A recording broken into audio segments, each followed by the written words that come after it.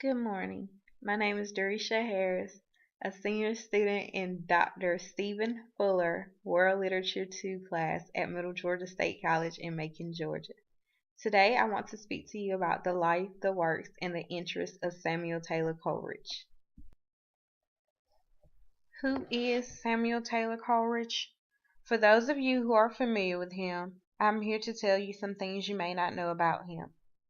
And for those of you who have never heard of him, listen up as I take this time to inform you of the life, the works, and the interests of Samuel Taylor Coleridge, an English poet, critic, philosopher, and leader of the Romantic movement.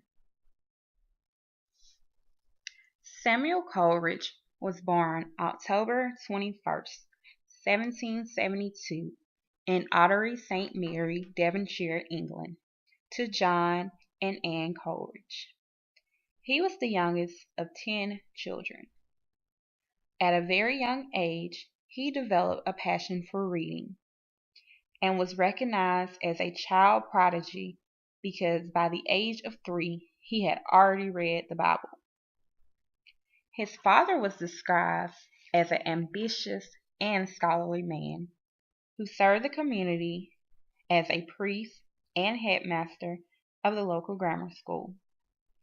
This is where Coleridge began his education. His father died when he was almost 9 years old.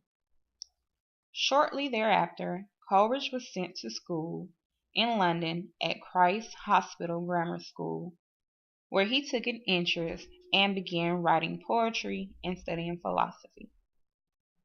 At the age of 12, Coleridge enrolled in Jesus College, Cambridge University.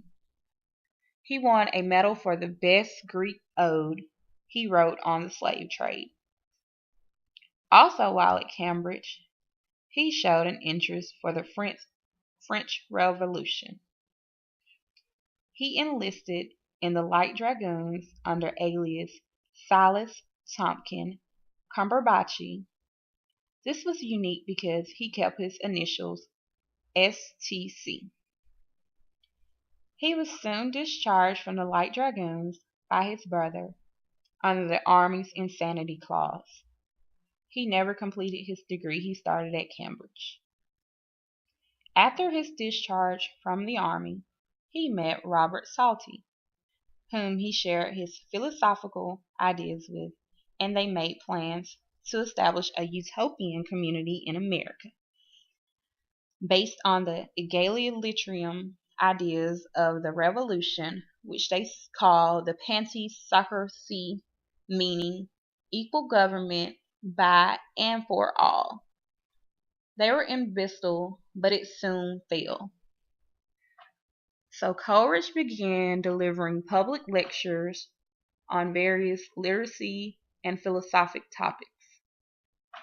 He contributed to journalistic articles and essays, and he wrote poetry, and he also recorded in notebooks. During this time, he met and married Sarah Ficker, the sister of his friend Robert Salty's fiancée. 1 year later, his first son was born. Coleridge was a poor man and had to support his family and his wife with the help of friends. So he moved his family to Nether Sawy, where he met William Wordsworth. Coleridge accepted an annuity from the Wedgwood family of £150, which enabled him to pursue his literacy career. He traveled with William Wordsworth to Germany, and they published a work, which we will discuss later in the presentation. While in Germany, he also taught himself German. When he returned to London, he worked for a while, and he became a very passionate religious philosopher, a royalist, and he was now a critic of the French Revolution. The first years of the 19th century, Coleridge was unable to write poetry. He became estranged from his wife and family, because he was in love with Sarah Hutchinson, who was William's Wordsworth's future sister-in-law. He became increasingly dependent on opium and alcohol, which he was exposed to at the age of 18 when he developed a serious rheumatic fever and received Lauderdale for anesthetic relief. The rheumatic fever seems to have become a chronic condition, progressing over the course of his life to rheumatism and rheumatic heart disease. This led Coleridge to leave his family and work as a journalist and lecturer. At this time, he was considered the greatest of Shakespearean critics. In 1810, his addiction and physical and mental illness brought him close to suicide, and it also caused him to break off his friendship with William Wordsworth.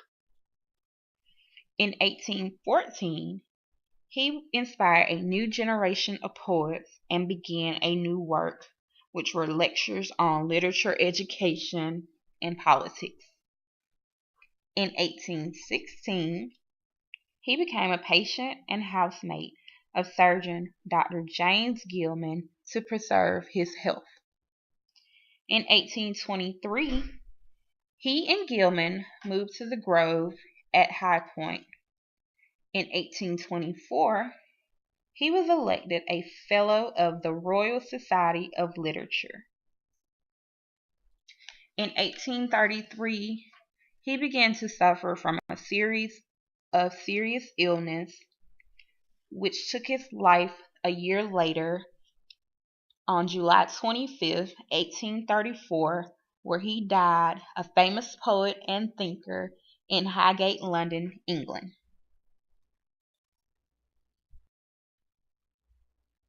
Coleridge is famous for writing nearly 200 poems, 12 of which are considered major works.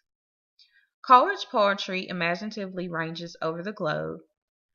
Coleridge also explores the inner frontier, probing the powers and limits of the mind. In all of his works, he offers a dense and thoughtful contemplation of human capacity, our knowledge, our inner vision, our powers of creation and destruction. His works also turn on problems of self-esteem and identity. He explores states of isolation and infatuality. They test the strategies to overcome weakness without asserting its antithesis. Coleridge is famous for Lyrical Ballads, which is a poem of William Wordsworth that Coleridge contributed to. This was considered the starting point of the English Romantic Age.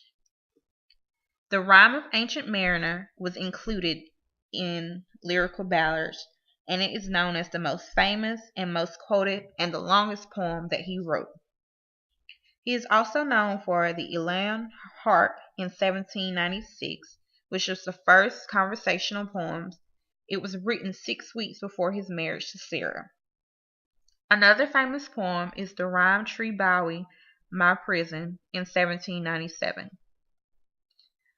Frost at Midnight was considered the finest of the conversational poems. He's also famous for, in 1816, Christabella and Kubla Khan, published 2 decades after it was written, and it was said to be originated from an opium dream. In 1809 to 1810, he wrote and edited with Sarah Hutchinson the literacy and political magazine, The Friend. He also was famous for the poem Dejection in 1802, which was said to be the farewell to the possibility of a career as a poet. His poet creativity was over, and this poem was said to be dedicated to Sarah Hutchinson.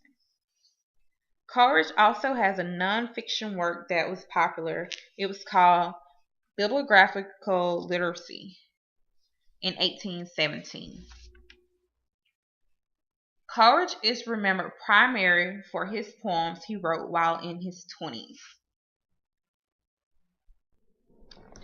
Now that we've talked about Coleridge's works, let's talk about what influenced his work.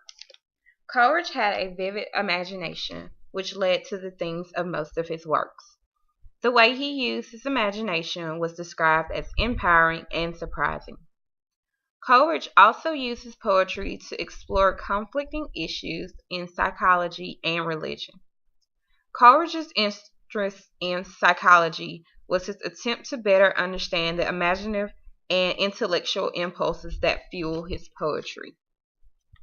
To support his claim that his imaginative and intellectual forces were in fact organic and derived from the natural world, he linked them to God, spirituality, and worship. Coleridge's conversational poems, they usually address a single figure. They were highly personal, oftentimes incorporating events and details of his own domestic life, and he sometimes wrote in blank verse.